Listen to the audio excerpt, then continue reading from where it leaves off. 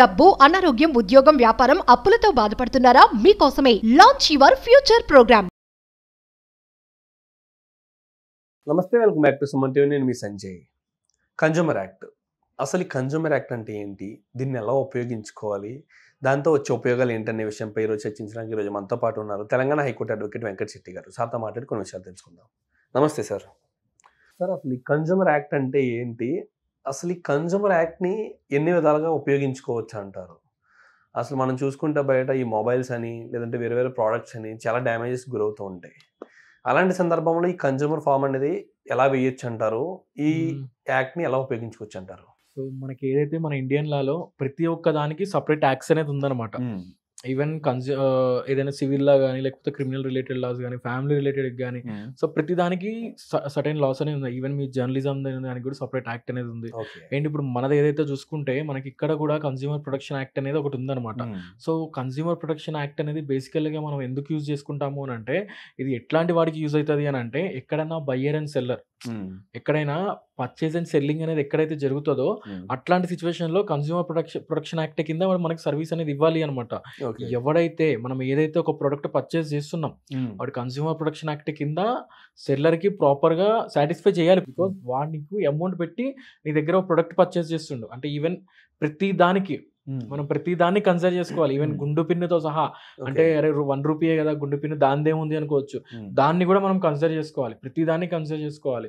అట్లా మనం కన్సిడర్ చేసుకొని ఏదైతే మనం కస్టమర్ని సాటిస్ఫై చేయాలన్నమాట, ఏదైతే కన్స్యూమర్ ప్రొటెక్షన్ యాక్ట్ ప్రకారం. సో అండ్ అదే కాకుండా మన ఫుడ్ రిలేటెడ్ లో కానీ అండ్ డిఫరెంట్ ప్రొడక్ట్స్ మీద. సో మనం ఎగ్జాంపుల్ ఒక మొబైల్ పర్చేస్ చేసాం, సో 1 year వారంటీ ఉంటది. సో వాడు అంటాడు, సో దీనికి డిస్ప్లేకి వారంటీ లేదు, ఓన్లీ మొబైల్ కి వారంటీ ఉంది అంటాడు. బికాస్ ఇట్లాంటి సిచ్యువేషన్ ఎక్కడ అంటే వాళ్ళకి ప్రాపర్ గా నాలెడ్జ్ లేదు అనుకొని వీటి ఇట్లా మోసం చేస్తూ ఉంటాడు. సో ఇట్లాంటి సిచ్యువేషన్స్ లో ఏంది అని అంటే, మనము ప్రాపర్ గా వాళ్ళు మనకి సర్వీస్ ప్రొవైడ్ చేయట్లేదు అని చెప్పేసి మనం డైరెక్ట్ గా కన్స్యూమర్ ప్రొటెక్షన్ యాక్ట్ కింద ఫైల్ చేసుకోవచ్చు. రీసెంట్ గా ఒక ఇన్సిడెంట్ చూసుకుంటే మనము ఒక స్పోర్ట్స్ షోరూమ్ లో ఒక పర్సన్ ఒక బైక్ అనేది పర్చేస్ చేయడం జరిగింది. సో ఆ స్పోర్ట్స్ బైక్ అది. సో ఒక బైక్ అనేది పర్చేస్ చేయడం జరిగింది. అక్కడున్న డీలర్ ఎవరైతే అక్కడున్న సర్వీస్ సెంటర్ ఉంటాడో వాళ్ళు ప్రాపర్ గా వీళ్ళకి సర్వీస్ ఇవ్వలేదు. అండ్ అదే కాకుండా ఏదైతే పెట్రోల్ ట్యాంక్ దగ్గర కానీ, బికాస్ ఎందుకు అని అంటే ఒక స్పోర్ట్స్ బైక్ అని అంటే ఆటోమేటిక్ గా మొత్తం ఒక టాప్ అండ్ వర్షన్ ఉంటుంది. అండ్ అదే కాకుండా ఆటోమేటిక్ గా ఏదైతే మన ప్రెసెంట్ టెక్నాలజీని యూజ్ చేసుకున్న వెహికల్ ఉంటుంది. సో ఈవెన్ దానికి ఏదైతే పెట్రోల్ కి కూడా మనకి బటన్ ప్రెస్ చేస్తే పెట్రోల్ ట్యాంక్ కూడా ఆటోమేటిక్ గా ఓపెన్ అయ్యేది, పెట్రోల్ ది క్యాప్ కూడా. సో అట్లా ఆ క్యాప్ కూడా అట్లీస్ట్ వాళ్ళు స్క్రూస్ ప్రాపర్ గా ఫిట్ చేయలేదు అనమాట. అండ్ అదే కాకుండా వీడిచ్చినప్పుడు అక్కడ స్క్రాచెస్ అనేది కూడా లేదు బైక్ కి. సో వాళ్ళు అక్కడ నుంచి డెలివరీ అయిన తర్వాత ఏదైతే వాడికి స్క్రాచెస్ కి వాళ్ళు టూత్ పాలిష్ చేసారు. సో ఆ టూత్ పాలిష్ ఏంటి అని అంటే, మనం కొంచెం సర్టెన్ టైమ్స్ ఒక వర్షం పడ్డ తర్వాతనో లేకపోతే ఏమన్నా వాటర్ పడ్డప్పుడు ఏదో ఒక సిచ్యువేషన్స్ లో అది బయటికి రావడం జరిగింది. సో అప్పుడు క్వశ్చన్ వేస్తే మాకు తెలీదు, మీరు అప్పుడు టెస్ట్ రైడ్ చేసి చూసుకోవాలి కదా అన్నారు. సో ఇప్పుడు మనకి ఏంది అని అంటే, మనం ఎవ్రీథింగ్ అనేది చూసుకోలేం. బికాస్ మనం బైక్ ఇచ్చిన తర్వాత మనం ఓన్లీ ఒక రైడ్ వేసి ఓకే అంత బానే ఉందా, బ్రేక్ సిస్టమ్ బానే ఉందా, రిమైనింగ్ అంతా ఓకేనా, లైట్స్ అని ప్రాపర్ గా వస్తున్నాయా, ఇవన్నీ చూసుకుంటాం.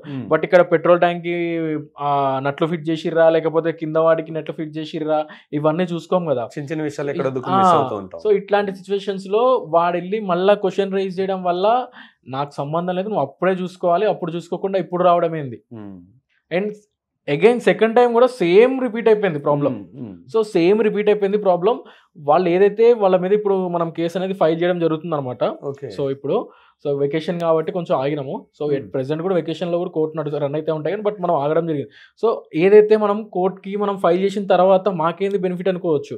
ఇక్కడ ఏంది అని అంటే, ఎంతైతే డ్యామేజ్ అయ్యాడో అంటే వీళ్ళు ఎంతైతే ఛార్జెస్ వేసారో ఆల్మోస్ట్ ₹38,000 వాళ్ళు ఛార్జెస్ వేయడం జరిగింది.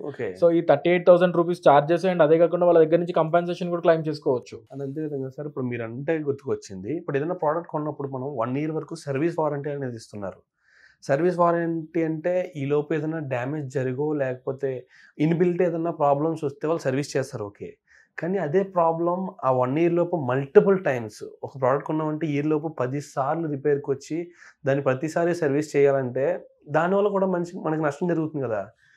దాన్ని కూడా ఈ కన్జ్యూమర్ యాక్ట్ లో ఏమన్నా సంథింగ్ వే ఉందంటారా? సార్ కంపల్సరీ ఉంటుంది. Hmm. ఇక్కడ ఏంది అని అంటే నువ్వు 1 year వారంటీ ఇచ్చినావు, 1 year వారంటీ వచ్చిన తర్వాత నీకు రిపీటెడ్లీ నీకు ఒక ప్రాబ్లం వస్తుంది, ఆ ప్రాబ్లం అనేది రెక్టిఫై అవ్వలేదు అని అంటే మనం వాళ్ళకి మనం గట్టిగా కంప్లైంట్ పెట్టి అవసరమైతే మనం ఆ ప్రొడక్ట్ రీప్లేస్మెంట్ చేసుకోవచ్చు. ఓకే, రీప్లేస్మెంట్ చేసేసుకొని ఏదైతే మన వారంటీ అనేది కూడా మనం క్లైమ్ చేసుకోవచ్చు. కానీ చాలా మంది రీప్లేస్మెంట్ లేదు అంటారు. ఒక మొబైల్స్ విషయంలో కానీ బైక్స్ విషయంలో కానీ ఇలాంటి తరచుగా జరుగుతూ ఉంటాయి.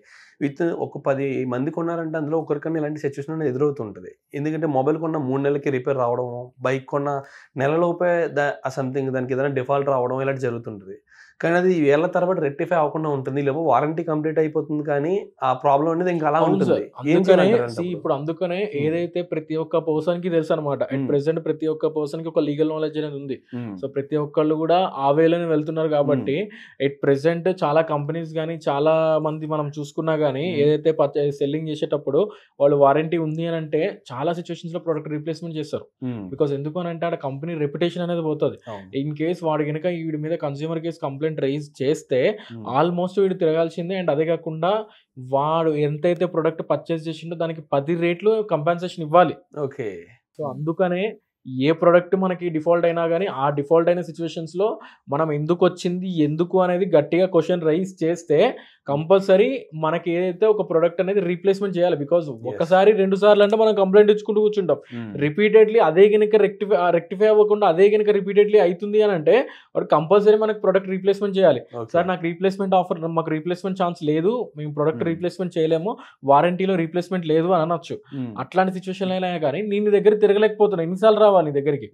సో అందుకనైనా కానీ వాడిని ప్రొడక్ట్ రీప్లేస్మెంట్ చెయ్యి అని చెప్పేసి ఫోర్స్ చేయాలా, చేయలేదు అని అంటే టికే డైరెక్ట్ కన్స్యూమర్ కేసు అనేది మనం ఫైల్ చేయొచ్చు. Okay, absolutely sir. Thank you sir, thank you very much sir.